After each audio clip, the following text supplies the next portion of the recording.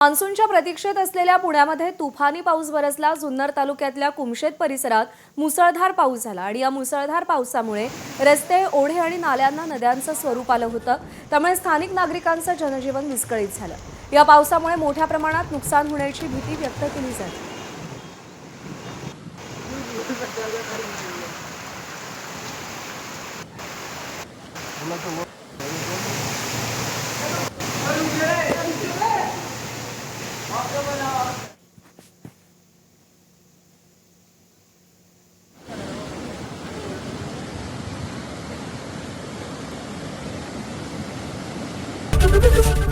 ABP माझा, उघडा डोळे बघा नीट।